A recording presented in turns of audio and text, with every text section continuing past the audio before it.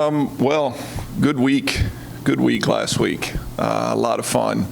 What a phenomenal senior day for our seniors to win a conference championship, here in Diddle Arena in the manner that we did. And so just really, really proud of our team, excited for our team. And now we got to try to move past that and put that one to bed and get ready for another run through the conference tournament. And we're really excited that it's here in Diddle as well, and looking forward to the challenge. So, questions?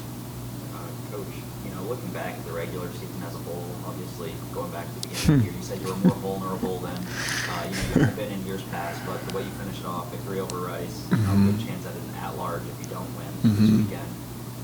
What can you just say about what this team has brought throughout the season and now leading into this conference tournament? Yeah, we are. I'm telling you, we have been.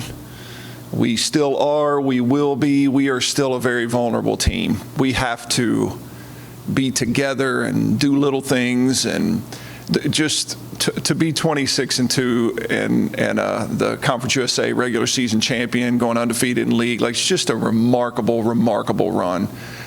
This team has not been the dominant team that we've had in the past few years, but they have a dominant record. And,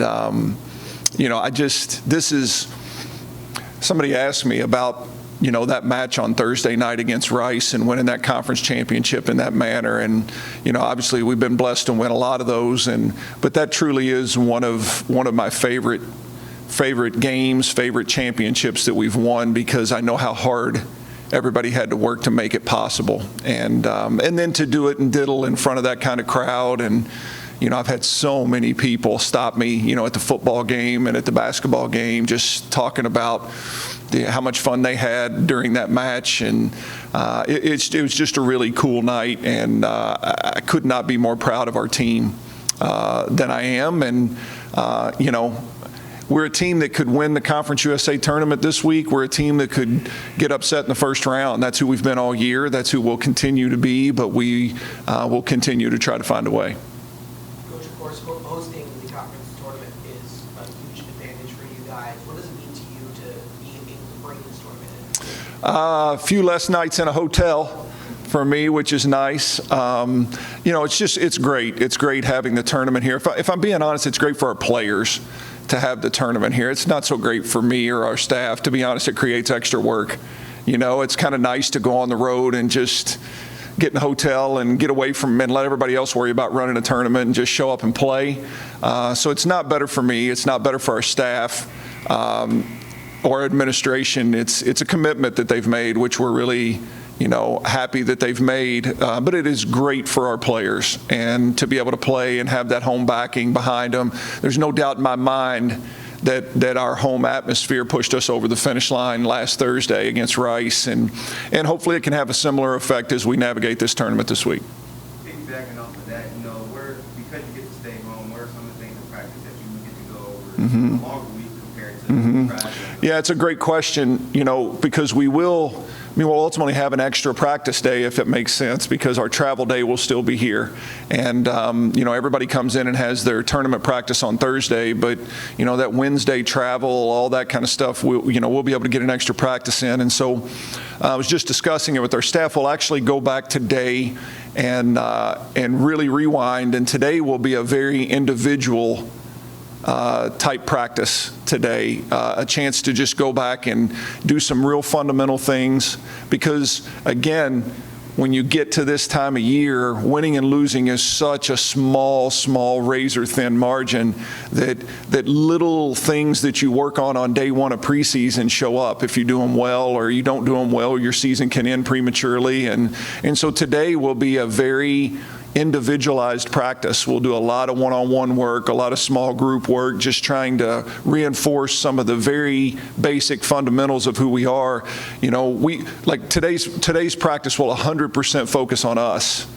Even though we're playing Middle Tennessee in the first round, and today will be 100% focus on us, just trying to be really sharp at doing the things that we do well. Lauren Matthews has been pretty good throughout her career. It seems like she's even elevated her game more these last couple of weeks. What do you say about what she's brought down this home stretch? Yeah, I don't know. I mean, I think everybody knows she was pretty special Thursday night. I don't think people really understand how special. You know, NCAA Volleyball or NCAA.com there was a tweet they put out that said Lauren is legendary. And the performance that she had in Diddle Arena Thursday night is a historic it is a legendary performance for a kid who you wonder if she could ever top the things that she's already done. But she averaged 6 kills a set in that match, which is an extraordinary number for a middle hitter, for any hitter, much less a middle hitter, and then averaged over 2 blocks a set by herself. And those numbers are, like half those numbers are All-American numbers. Those numbers on your senior day are just, they're unthinkable. And, you know, I was watching film this weekend, and I rewatched the end of it, and I heard the announcer say, I think with 3 or 4 points left in that match, they said Lauren Matthews just picks up her 27th kill.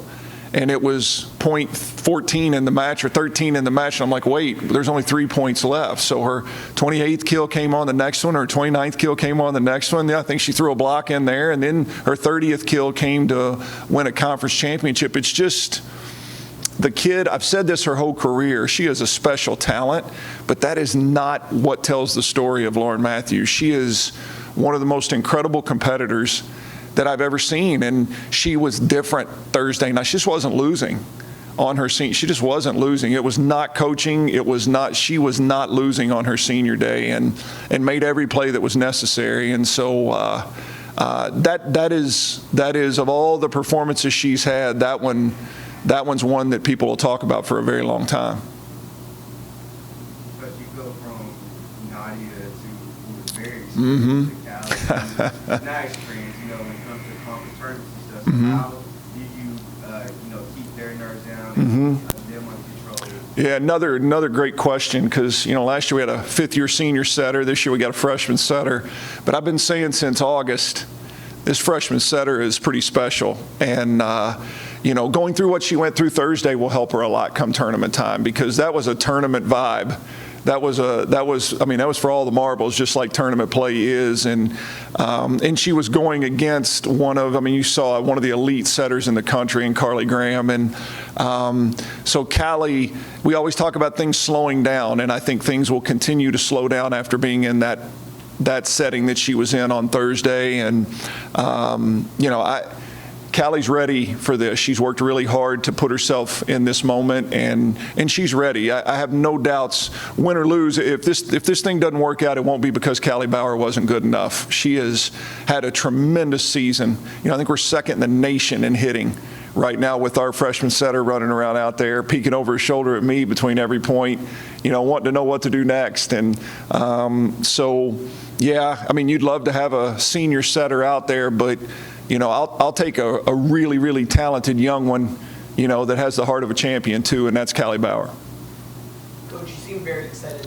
Lauren seemed very excited after the match about a 3-day break. How was your 3-day break? It was all kinds of highlights. It was you should have followed me around for 3 days. You know, Thursday night, I didn't get to sleep till 2:30 in the morning, something like that, by the time I got home and got wound down and all that, so there wasn't much sleep.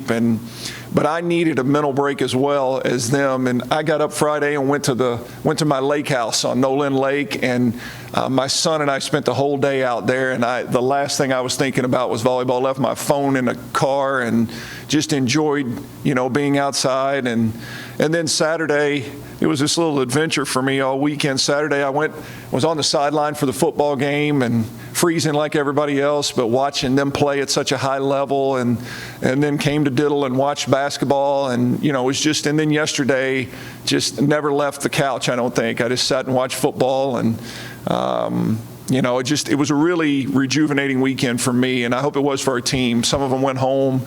You know, this is just an incredibly rare opportunity to get a 3-day break, and I hope it serves us well, because we were worn out, you know, Thursday. That was emotionally, physically, and hopefully it recharges our batteries and lets us get ready to make a run in this tournament.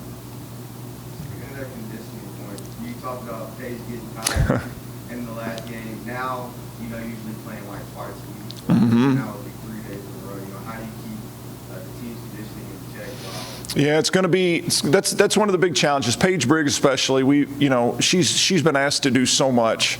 Lauren carries a big load, but Lauren plays 3 rotations on the court and then goes and stands and catches her breath for 3 rotations. And Paige Briggs is an elite offensive player, and Paige Briggs is an elite back row player. And so she's, I'd give her 2 scholarships if I could, because she's certainly worthy of it. But she never leaves the court, and she carries a big load everywhere she goes. And so, she's worn out. She's carried a huge load for this team this year. And so that's going to be a big challenge this week. How Paige goes is how we'll go in large part.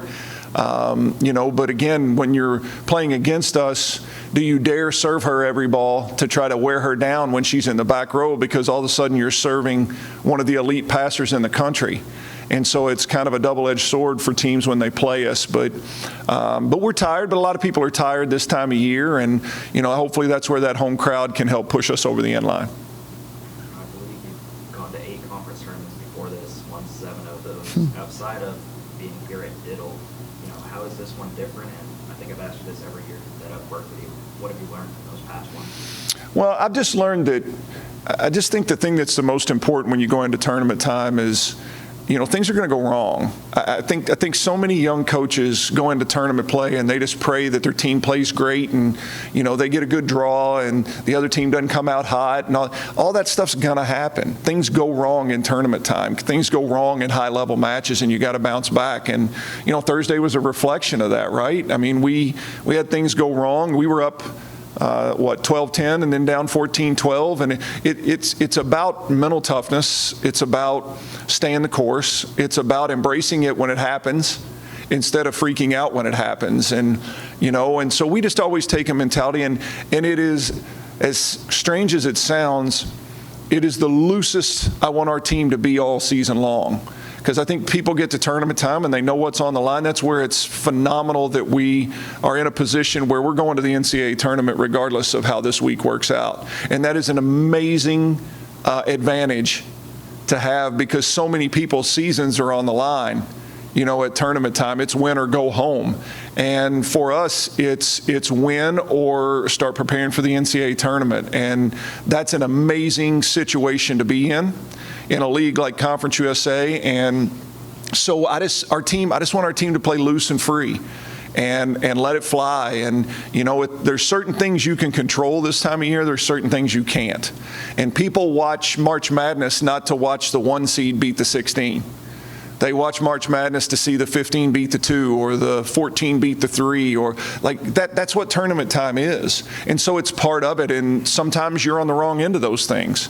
And we've been blessed over and over again to find a way to get to the finish line. And we'll try to avoid all those pitfalls again. But it's certainly, there's teams in this league that could beat us starting day 1 against Middle Tennessee. And so if we lose, I want someone to have beaten us.